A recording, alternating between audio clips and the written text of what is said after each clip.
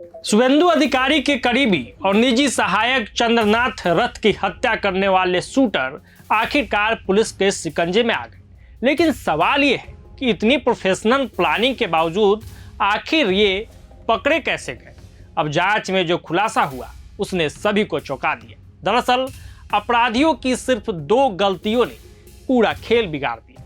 पहली गलती थी टोल प्लाजा पर फास्ट टैग से जुड़ा यूपीआई पेमेंट और दूसरी गलती थी फरारी के दौरान इस्तेमाल की गई फर्जी नंबर प्लेट। यही 2 सुराग बंगाल एसटीएफ और सीआईडी को बिहार और उत्तर प्रदेश तक ले गए, जहां से 3 संदिग्ध शूटरों को गिरफ्तार किया गया। आपको पूरी कहानी समझाते हैं इस रिपोर्ट में।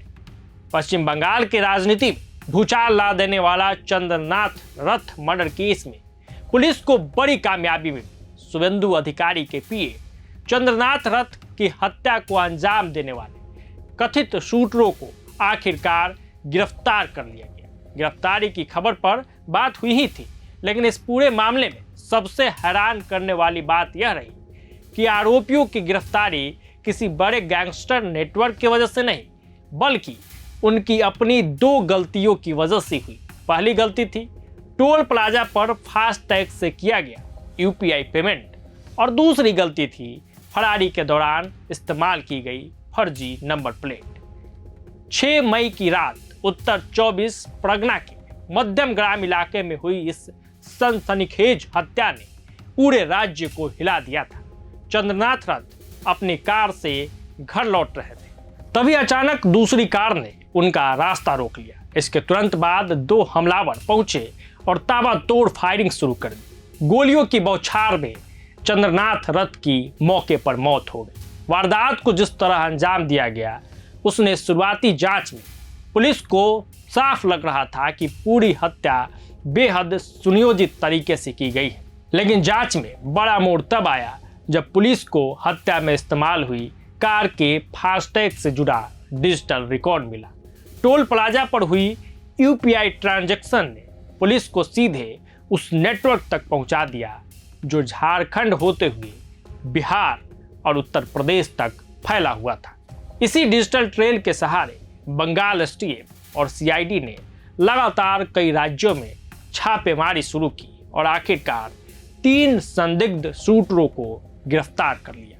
जांच के दौरान सबसे अहम सुराग बाली टोल प्लाजा से मिला। पुलिस ने सीसीटीवी फुटेज खंगाले तो हत्या में इस्तेमाल की गई कार की तस्वीर सामने आई। इसके बाद फास्टैग पेमेंट से जुड़े यूपीआई अकाउंट की जांच की गई और वहीं से पूरा नेटवर्क खुलने लगा।